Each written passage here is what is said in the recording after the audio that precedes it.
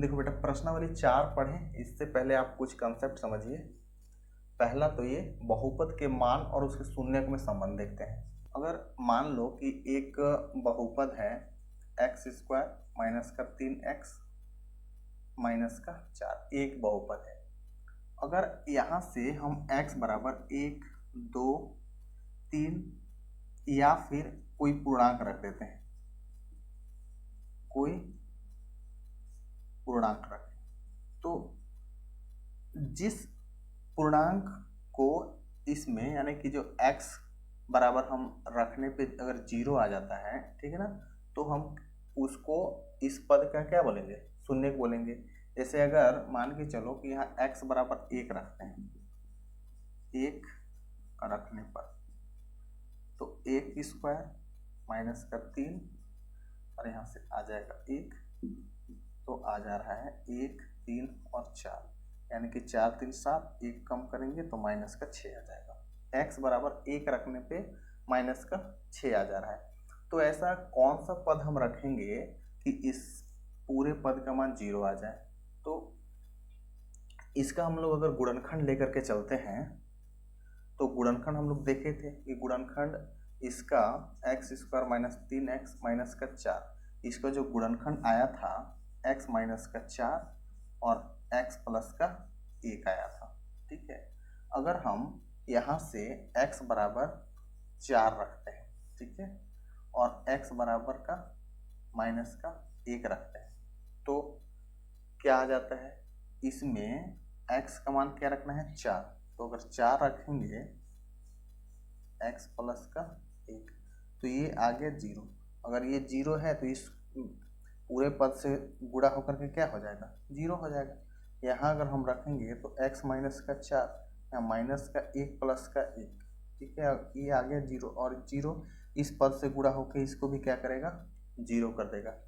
तो हम लोग देख पा रहे हैं कि इसका जो बहुपद का गुणनखंड है और उसका जो शून्यांक है ना, उसमें एक संबंध है कि अगर हमको गुणनखंड पता है तो शून्यांक हम आसानी से निकाल सकते हैं। तो इससे हमें एक बात समझ में आ रहा है कि यदि बहुपदों का गुणनखंड ज्ञात हो तो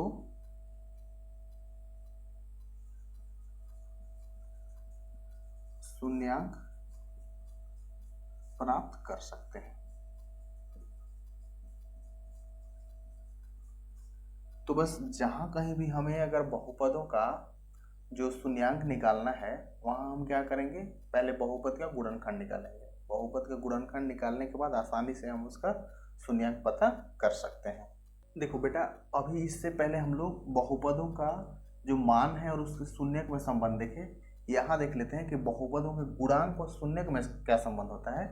तो इसे समझने के लिए प्रश्नावली 3 का हम लोग 2 बहुपद में चलते हैं। x² माइनस का 3x माइनस का 4, ये एक प्रश्न था, और यहाँ से 12x² माइनस का 24x प्लस का 12, ये एक बहुपद था। तो इसका गुणनखंड क्या आया था, x माइनस का 4 और यहाँ से x प्लस का 1, और यहाँ से इसका 12x माइनस का 1 और x माइनस का 1, ये निकला था। यहाँ आप देख रहे हो तो इस बहुपद का जो सबसे बड़े घात का जो गुणांक है ना, वो क्या है, 1 है, और इसका भी इस पूरे गुणनखंड का जो गुणांक कितना है, 1 हम यहाँ ले सकते हैं। यहाँ देखो जो सबसे बड़ी घात है उसका गुणांक कितना है, 12 है, तो यहाँ इसका भी गुणांक कितना है, 12 है। ठीक है, मतलब जितना जो सबसे बड़ा घात रहता है ना, उसका जितना भी गुणांक होता है उसको हम लोग गुणनखंड के पहले उस गुणांक को क्या करते हैं, लिखते हैं। जैसे कि यहाँ देखो 1 था तो यहाँ 1 है, क्योंकि 1 को दर्शाया नहीं जाता है इसलिए हम लोग इसको ऐसे लिखे हैं। और यहाँ से देखो इसका जो गुणांक है 12 है, तो इसके पहले क्या लिखे हैं हम लोग, 12 लिखे हैं। यानी हम कह सकते हैं कि यदि जो एक बहुपद ax square plus bx plus c है, जिसका शून्यांक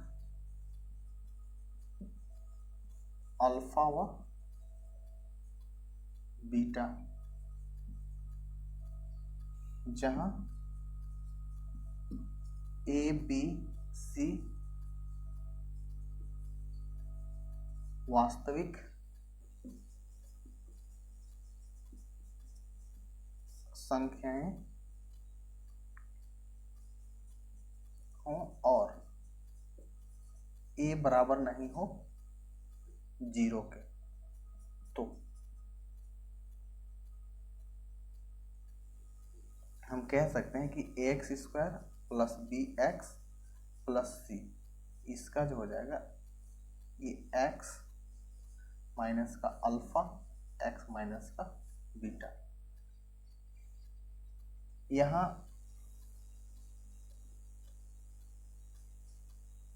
के एक वास्तविक संख्या है,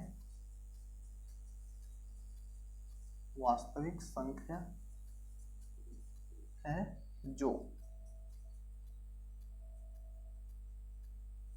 a के बराबर होगा।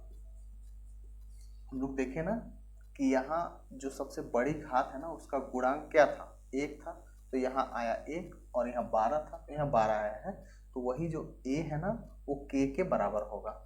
यदि हम इसको आगे हल करें तो ax square plus bx plus c बराबर हो जाएगा,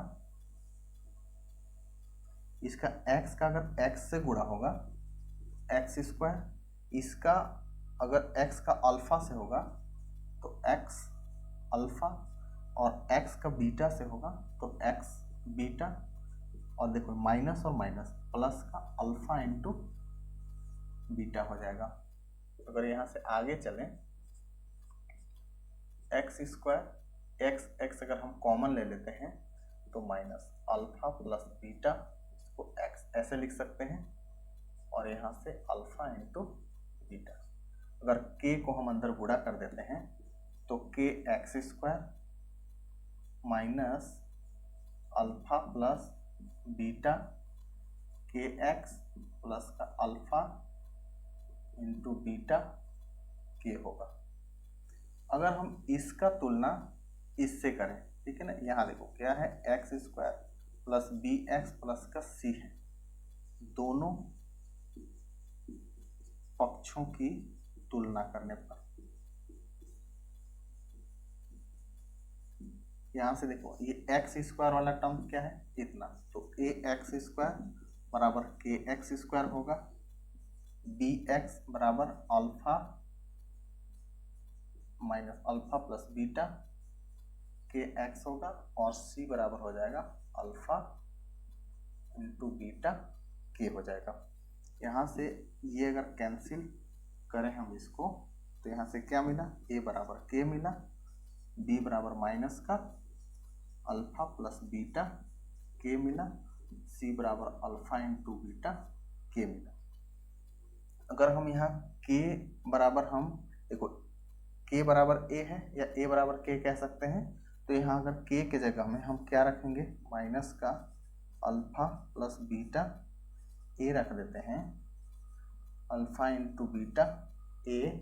तो यहाँ से आगे देख पा रहे हैं कि इसको हम लिख सकते हैं कि अल्फा प्लस बीटा बराबर ए, इधर आएगा तो नीचे आ जाएगा माइनस बी बटे ए, और अल्फा इंटू बीटा बराबर सी बटे ए। तो हम कह सकते हैं कि शून्यांकों का योगफल अल्फा प्लस बीटा बराबर माइनस बी बटे ए, और शून्यांकों का गुणनफल, शून्यांकों का गुणनफल अल्फा इंटू बीटा बराबर सी बटे ए होगा। प्रश्नावली 4 का जो पहला प्रश्न है ना, वो ये कह रहा है कि जो इस रूप का कुछ द्विघातीय बहुपदों के शून्यक दिए हुए हैं, यानी कि जो ये जो शून्यक है ना, इस रूप का द्विघातीय बहुपद का शून्यक है, तो हमें इसका गुणनखंड निकालना है। तो पहले हम लोग कंसेप्ट में समझ चुके हैं कि जो बहुपदों का गुणनखंड और शून्यक में संबंध क्या होता है। तो अगर हम इसको हल लेकर के चलें, पहला देखो इसको सॉल्व करते हैं। ज्ञात है क्या ज्ञात है कि यदि बहुपद ax² plus bx plus c का शून्यांक अगर अल्फा व बीटा हो तो क्या होता है, ax² प्लस का bx प्लस c बराबर होता है kx minus alpha x minus का बीटा। तो यहाँ से दिया हुआ है, ये अल्फा और बीटा का मान तो दिया हुआ है, ये 3 है, और ये बीटा का मान कितना है, ये 4 है। इसे हम लिख सकते हैं, इसलिए ax² प्लस का bx प्लस का c बराबर k x माइनस का 3 और x माइनस का 4। क्योंकि ये तो k क्या होता है, k जो लीडिंग कॉफिशिएंट होता है उसके बराबर होता है, यानी कि k तो a के बराबर होता है। तो हम कह सकते हैं कि अतः जो अभीष्ट गुणनखंड बराबर x माइनस का 3 x माइनस का 4, ये हमारा आंसर होगा। देखो इसको हम दूसरे तरीके से भी बना सकते हैं, ठीक है। अगर दूसरा विधि से आप बनाओगे तो इसको ऐसे भी बनाओगे। देखो अगर इसमें आप दूसरा विधि से बनाना चाहोगे, ऐसे भी बना सकते हो। हल बराबर हल दिया है, यहाँ अल्फा बराबर 3 और बीटा बराबर 4 दिया हुआ है। तो चूंकि अल्फा प्लस बीटा बराबर अगर हम देखें तो 3 प्लस 4 ये हो जाएगा, और अल्फा इंटू बीटा, अल्फा का मान 3 है और इसका मान 4 है। तो अल्फा प्लस बीटा ये होता क्या है, माइनस बी बटे ए बराबर हो जाएगा 7, और यहाँ से सी बटे ए बराबर हो जाएगा 12। तो यहाँ से अगर हम ले के चलेंगे तो हम लिख सकते हैं कि b बराबर माइनस का 7 लिख सकते हैं, और जो c बराबर 12a लिख सकते हैं। तो अगर इसको हम यहाँ से जो द्विघातीय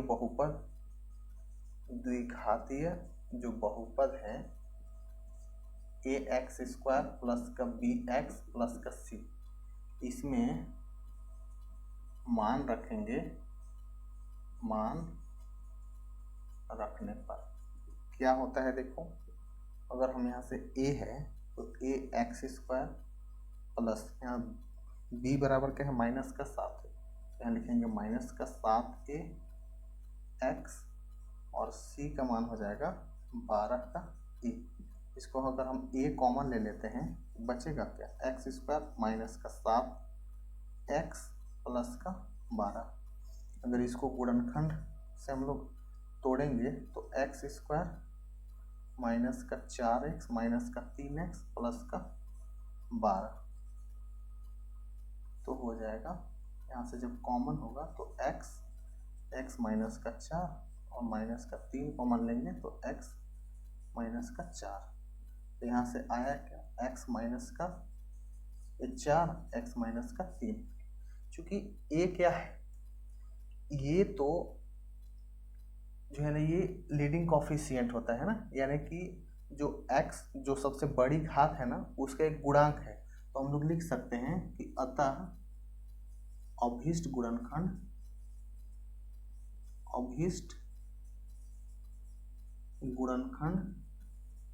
x माइनस 4 और x माइनस का 3, ये आंसर होगा। इसको एक बार और समझ लो। देखो यहाँ तो अल्फा और बीटा का मान तो दिया हुआ है कि ये अल्फा बराबर 3 और बीटा बराबर 4 दिया हुआ है। तो हम लोग को पता है कि मूलों का जो योगफल होता है वो -b/a होता है। तो अगर हम मूलों का योगफल निकालें तो 7 आया, यानी कि -b/a बराबर 7 है। और जो मूलों का गुणनफल होता है वो c/a होता है। तो यहाँ से इसका गुणनफल 12 आ रहा है। तो यहाँ से हम लिख सकते हैं कि जब a को इधर ले जाएंगे तो गुणा में होगा, और यहाँ से जब a को इधर ले जाएंगे तो -b बराबर 7a आ रहा था, लेकिन हम इसको b बराबर -7a लिख सकते हैं। ठीक है, तो यहाँ से अगर हम इसमें मान रखेंगे तो यहाँ से देखो b बराबर क्या है, -7a है। तो a को तो कुछ करेंगे नहीं, a के जगह हम b के जगह हमें -7a रख दिए हैं और c के जगह में 12a रख दिए हैं। तो यहाँ से जब a तीनों में है, a कॉमन हुआ तो इतना हो गया। जब इसका गुणनखंड निकाल के हल किए तो इतना आ रहा है। तो देखो बेटा, a जो है ना वो जो सबसे बड़ा घात होता है ना उसका जो गुणांक है, इसलिए हम क्या करेंगे, यहाँ इसका जो ये वास्तविक क्या है, ये जो गुणनखंड है वो ये है। ये तो गुणनखंडों का गुणांक a होता है, और ये हम लोग पहले समझ चुके हैं कि a जो है ना k बराबर a आता है। तो इसलिए जो इसका गुणनखंड होगा ना वो x-4 x-3 होगा। आप ये जितने भी आगे 2 3 4 5 जो दिए हैं इसको आप इस विधि से भी हल कर सकते हो। दूसरा देखो, ज्ञात है यदि ax² + bx + c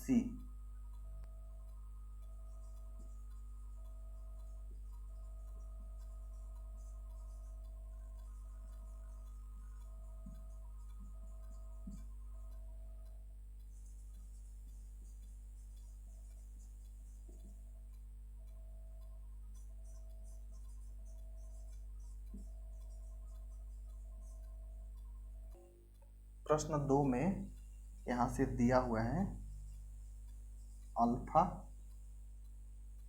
बराबर -2 और बीटा बराबर -3 दिया हुआ है। तो इसे हम ax² + bx + c बराबर लिख सकते हैं कि k x प्लस का 2 और x प्लस का 3 हो। अतः अभीष्ट गुणनखंड x + 2 x + 3, ये आंसर हो जाएगा।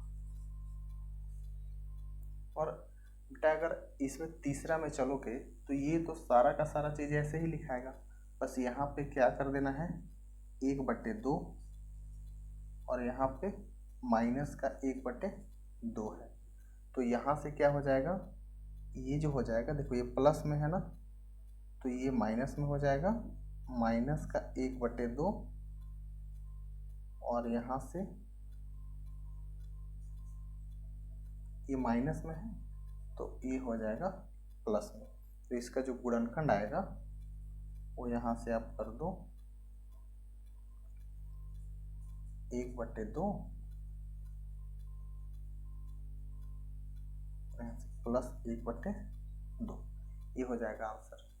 और अगर यहाँ चौथा में चलोगे तो अल्फा का मान जो है ना 15 और बीटा का मान 17 है। तो यहाँ से क्या हो जाएगा x - 15 और x - 17। तो इसका जो गुणनखंड आएगा वो x - 15 x - 17 आएगा। वैसे ही अगर पांचवा में यहाँ क्या रखोगे, अल्फा का मान -18 और बीटा का मान कितना 12। तो यहाँ से जो इसका गुणनखंड होगा वो x प्लस का 18 और x माइनस का 12 होगा। देखो प्रश्न 2 में शून्यकों का योगफल और गुणनफल ज्ञात करना है। तो अगर हम पहला इसमें 10x प्लस का 24 इसको अगर हम हल लेकर के चलें तो लिखेंगे बहुपद x² प्लस का 10x प्लस का 24, इसका जो तुलना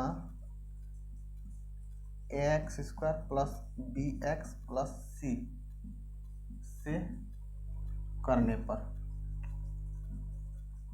अगर हम तुलना करेंगे तो यहाँ से क्या मिल जा रहा है,